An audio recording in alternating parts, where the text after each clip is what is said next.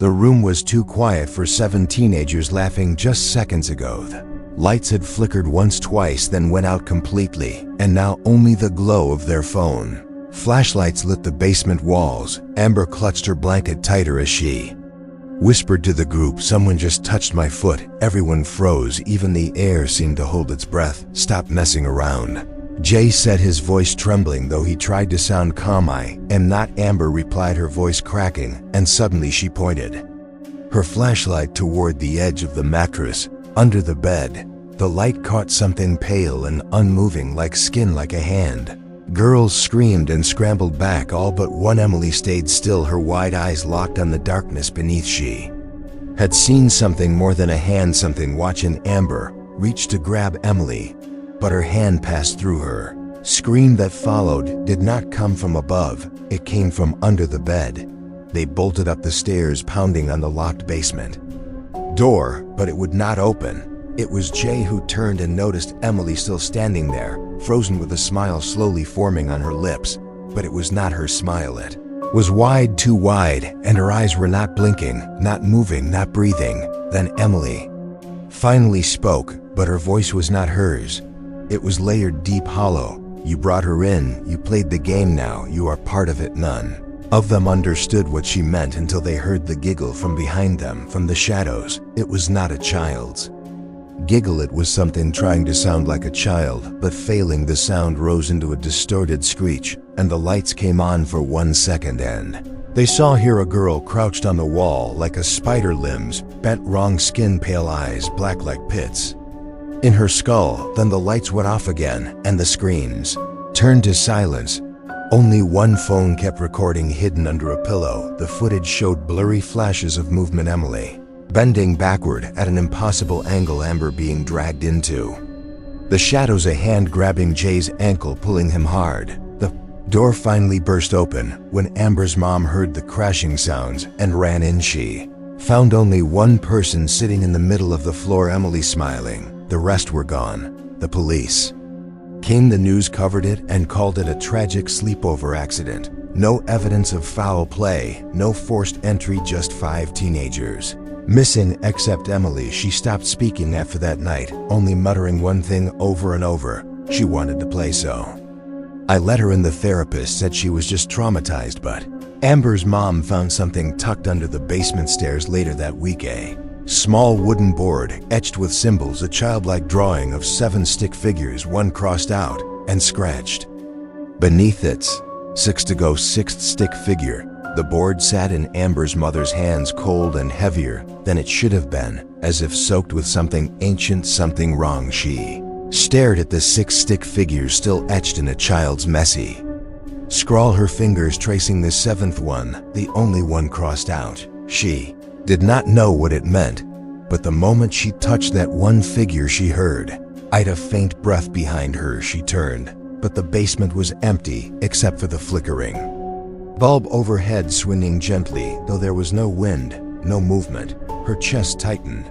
That night, Amber's mom dreamt of dirt, of being buried alive, of hands pressing on her throat, while a voice whispered the same thing over and over: she wanted to play, so I let her in. She woke up choking on air, her fingers clawing her neck as if trying to pull invisible hands away. The next morning, she called the only person she thought might help her, brother Marcus, a retired priest who had stopped talking about what he saw during exorcisms. Marcus arrived by evening, holding a small book wrapped in cloth and a look in his eyes that said he did not expect to leave untouched. He stepped into the basement and stopped halfway down the stairs, his breath catching. "She is not gone," he whispered. Amber's mom stared at him, unsure. "Emily," Marcus said, "that girl is not alone in her body anymore, and whatever took her is not done yet." He found the wooden board and lifted it, gently inspecting the symbols.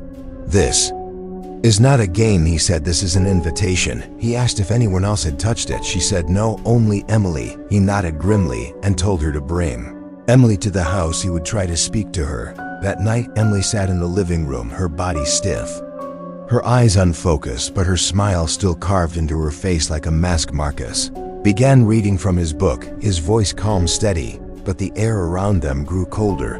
The lights dimmed even though the power was on, and Emily started humming the same Nursery rhyme again and again. Marcus stopped reading when he noticed something. Emily's hands were moving slowly, drawing invisible shapes in the air. Reached for the book again, but the pages flipped on their own, the air thick with pressure. Emily looked at Marcus, finally, her smile gone, replaced with a gaze that saw through flesh and soul. "You do not belong here," she said in a voice that sounded layered, as if a crowd was speaking through her. Marcus stood firm, trying to banish it, but the air cracked like thunder, and Emily screamed, not out of pain but in rage. The windows shattered and the room fell into darkness. When the lights returned, Marcus lay unconscious, his face pale, as if he had seen something beyond comprehension. Emily sat silently, her eyes wide, her body trembling, but her voice, her real voice, finally came back. She whispered, "I saw them. They were all in the dark, crying. I saw Jay and Amber and the others, and they were begging me to help them.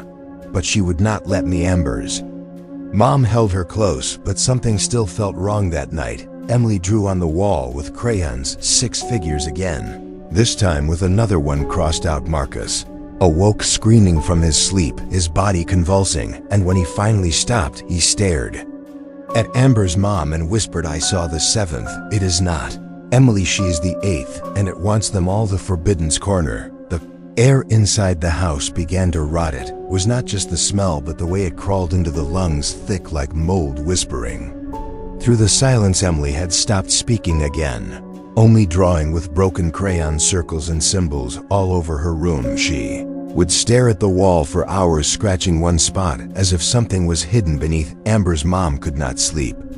She walked the hallways each night, hearing voices not from her dreams, but from inside the walls. "They cry when I sleep," Emily said once.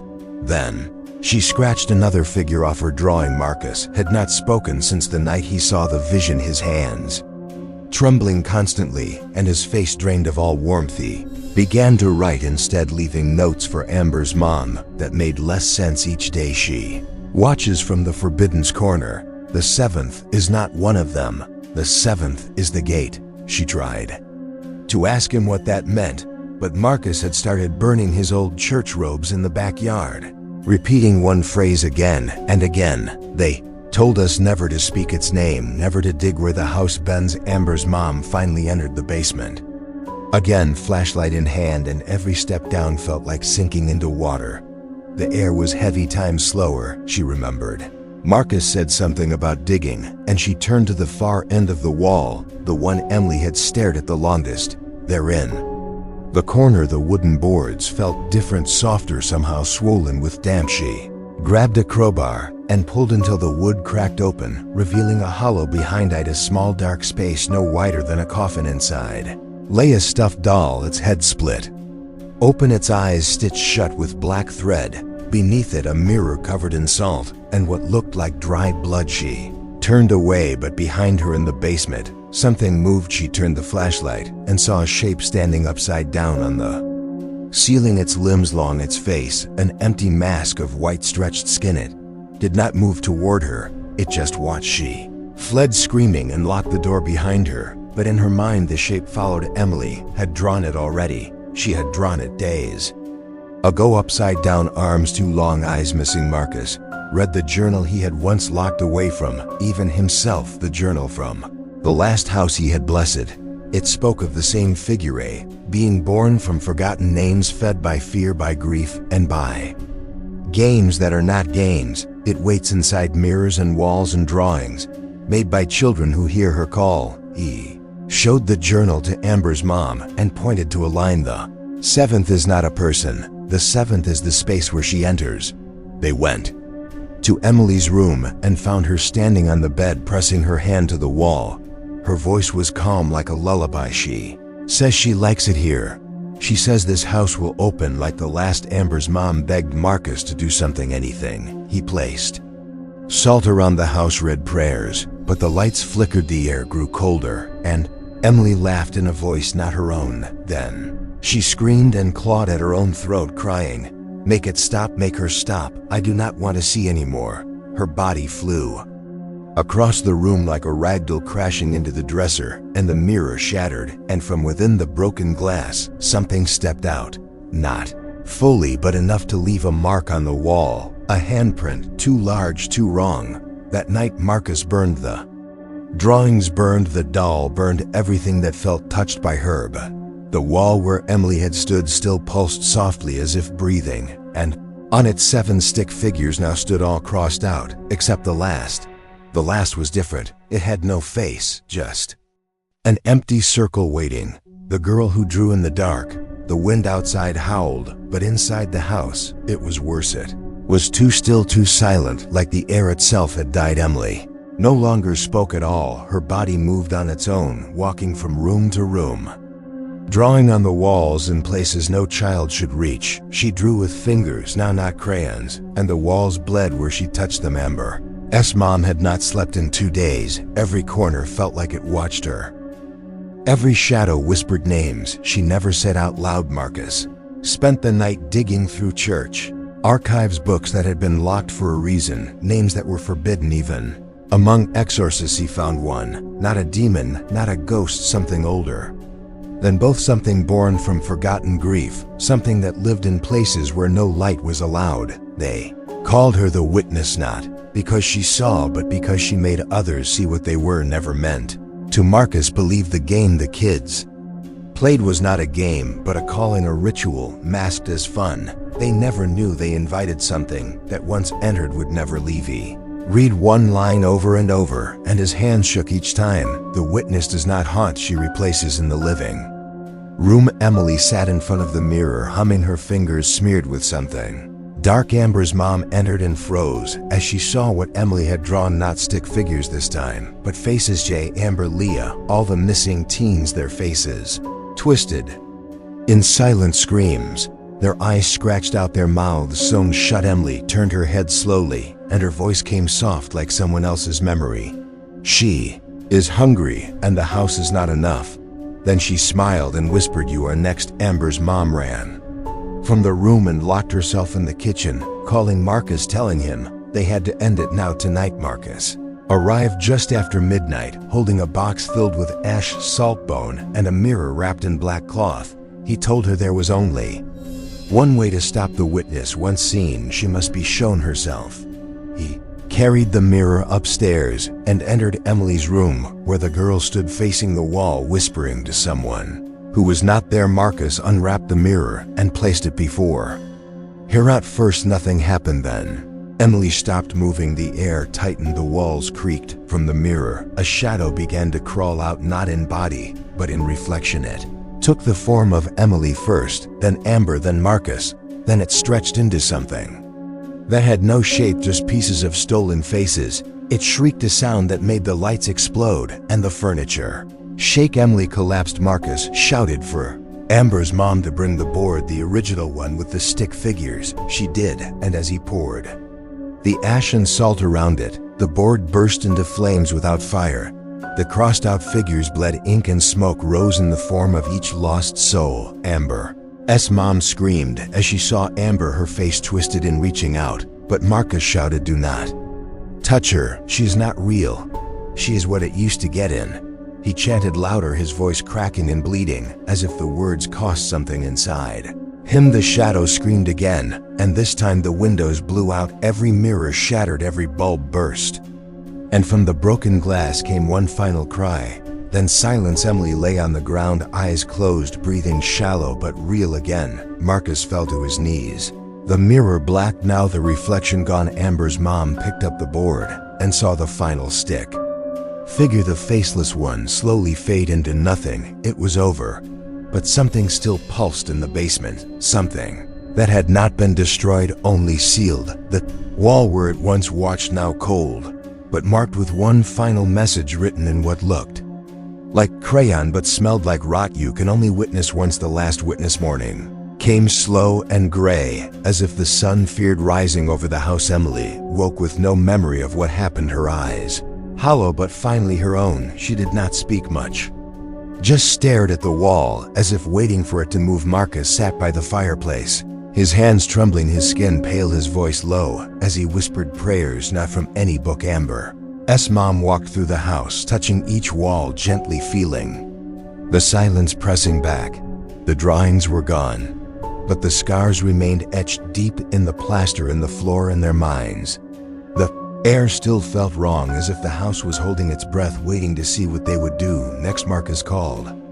Man he once trained with a quiet priest who had left the church after losing his family to something that did not bleed.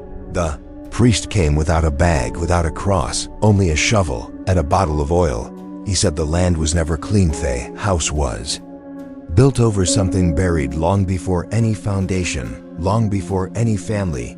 They dug in the backyard where the shadow had seemed to crawl the deepest. They found it under roots and stone, a small wooden box rotting, but warm to the touch. Inside was a single eye, not human, not animal, just an eye wrapped in hair and cloth. Marcus stepped back, his lips moving fast with old language older than scripture. Priest dropped the box and poured the oil, lighting it with a single match. The ground shook. Emily screamed from inside the house, a scream that sounded like 7 voices all at once. Amber's mom ran inside and found Emily standing in the hallway, hands over her ears, eyes shut, tears streaming down. She said she is leaving, but she wants to take someone. Marcus entered holding the last mirror, the one that had turned black. He told them the witness feeds not on bodies, but on memory, on pain, on the wounds that never heal. She is not a ghost, he said. She is trauma given form, and trauma does not die. It must be released. He knelt beside Emily and whispered a word into her ear, a name.